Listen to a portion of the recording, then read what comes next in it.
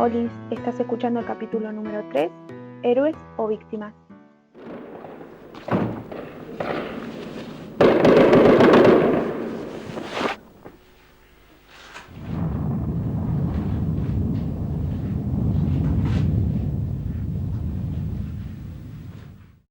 En la madrugada del 2 de abril de 1982 comenzaba la Guerra de Malvinas.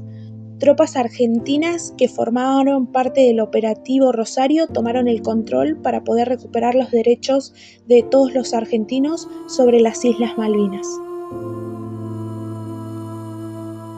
Todos los años rendimos homenaje a estas personas, héroes que dieron su vida por amor a la patria. Pero, ¿esa es la verdadera historia? Ernesto Alonso, excombatiente, nos cuenta su experiencia.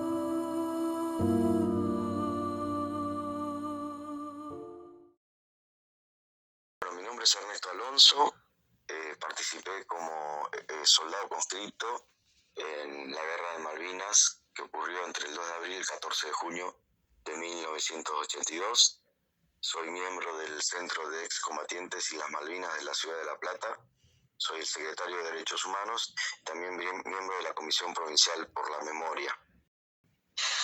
Bueno, hay que contar un poco que en ese momento existía lo que era el servicio militar obligatorio a los varones en determinado momento de tu vida. A los 18 años te sorteaban para hacer ese servicio, una ley que había que cumplir como servicio militar obligatorio. Yo me encontraba haciendo el servicio militar obligatorio, ingresé en marzo de 1981, ya estaba por salir de baja porque tenías que cumplir un año, 12 meses, y se produce el conflicto de 1982. Por supuesto, bueno, la experiencia fue una experiencia no deseada. Ninguno, por lo menos en mi caso, no fuimos llevados en forma voluntaria, y siempre digo lo siguiente, ¿no? Uno a los 19, 20 años no está preparado para vivir, ¿no?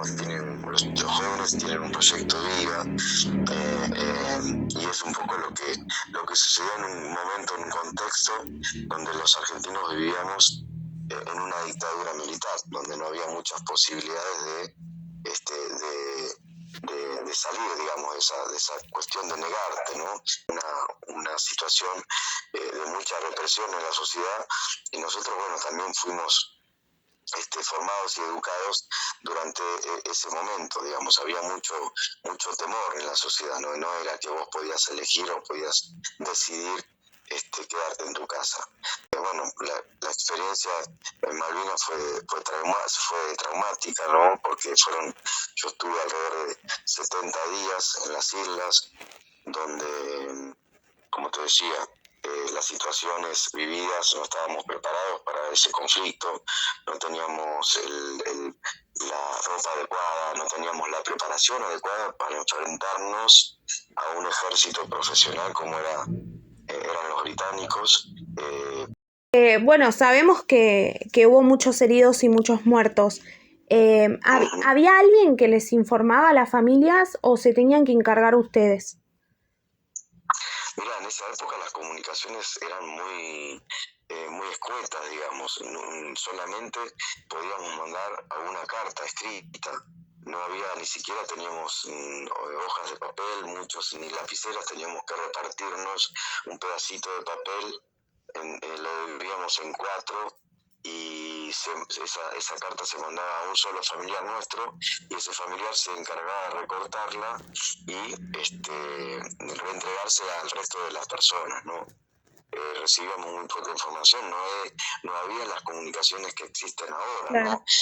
Y la información que recibíamos era totalmente basada en la propaganda militar del que íbamos ganando, ¿no? Y nosotros estábamos allí en ese lugar, y la información que muchas veces venían revistas del continente no se relacionaban con la situación que estábamos viviendo nosotros el día a día.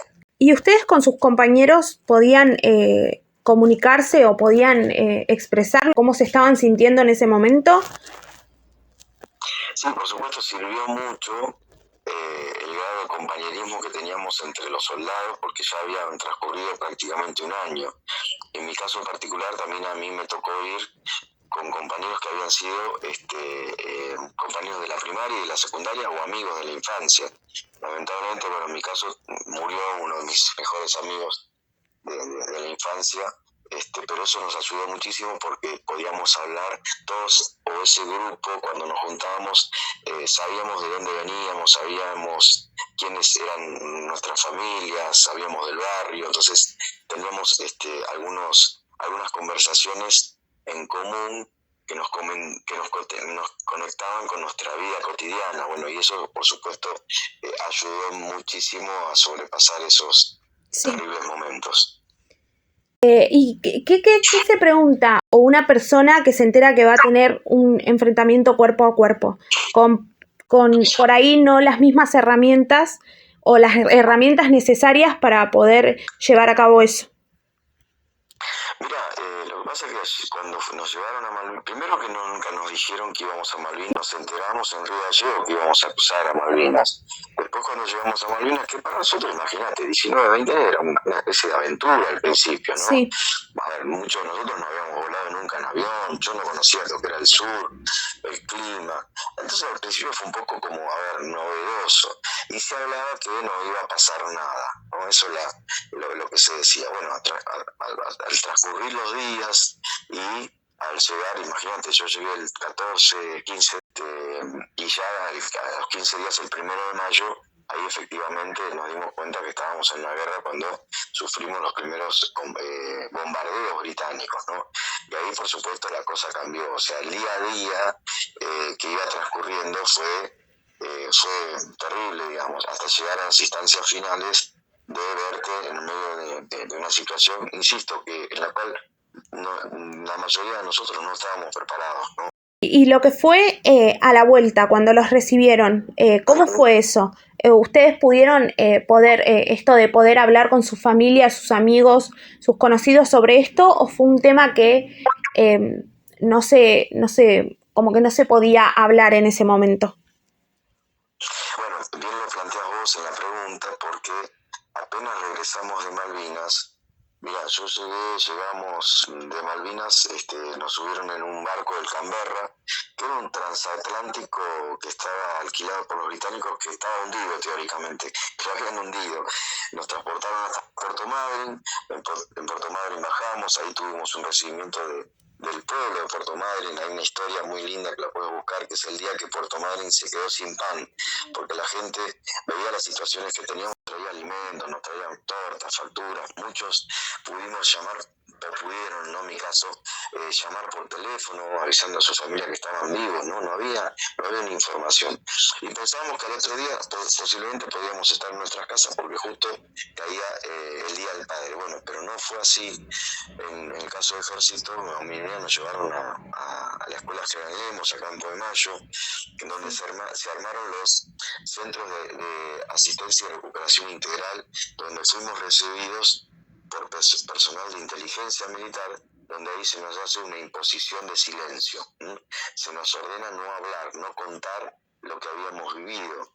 Y es allí que, imagínate, nosotros ya estábamos con una rebeldía absoluta, ¿no? Fuimos como jóvenes transgresores, de no callarnos la boca en muchos casos y empezar a contar lo que habíamos vivido y empezar a denunciar las situaciones terribles que habíamos sufrido.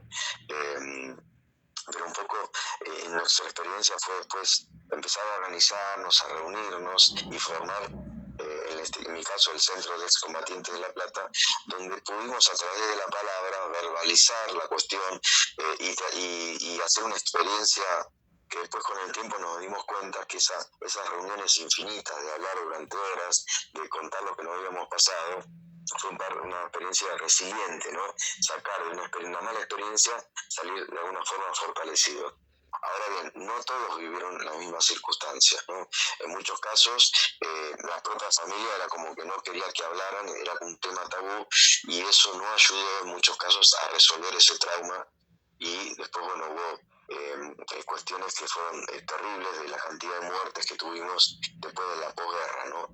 asistencia por parte del Estado, no había un Estado preparado para asistir a esos jóvenes que habían regresado de esa guerra. Estoy hablando que en Malvinas hubo casi 10.000 soldados conscriptos, ¿no?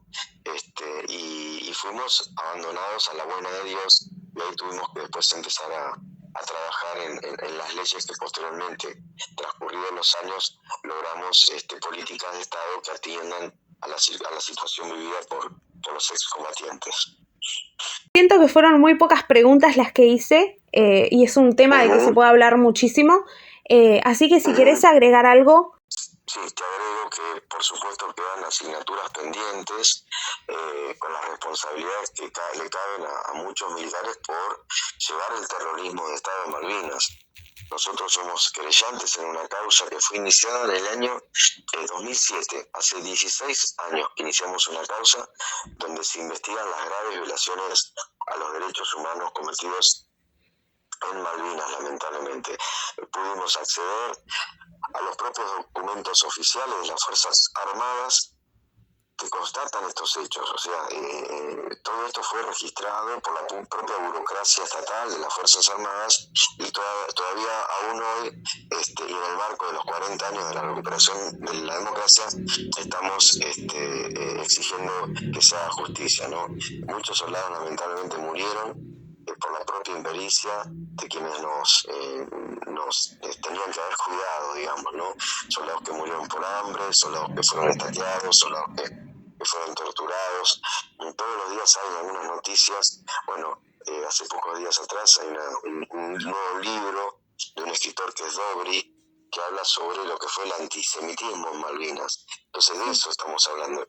Y discutir estas cosas en la búsqueda de la verdad son acciones reparatorias que necesitamos todos nosotros. Todos los argentinos tenemos que saber qué pasó con sus soldados en Malvinas. Sí. Y esto no va en contra de seguir velando por la lucha por la soberanía, por parte de nuestro territorio que está usurpado por los británicos desde 1833, y también pensar que, y transmitir a las nuevas generaciones, que Malvinas no es solamente esa guerra, ¿no? Que Malvinas fue ese pasado de que hoy tenemos aún una presencia colonial en nuestro país, pero también en nuestro presente y nuestro futuro empezar a entender la importancia que tiene la recuperación de esos territorios, que allí tenemos infinidad de posibilidades y recursos naturales que hoy están siendo explotados por la colonia británica. Como sociedad, no podemos callar los errores cometidos, debemos debatir y preguntarnos qué pasó y qué se hizo mal. Una sociedad jamás será justa si no se tiene memoria, y esa es una batalla que exige una tarea cotidiana.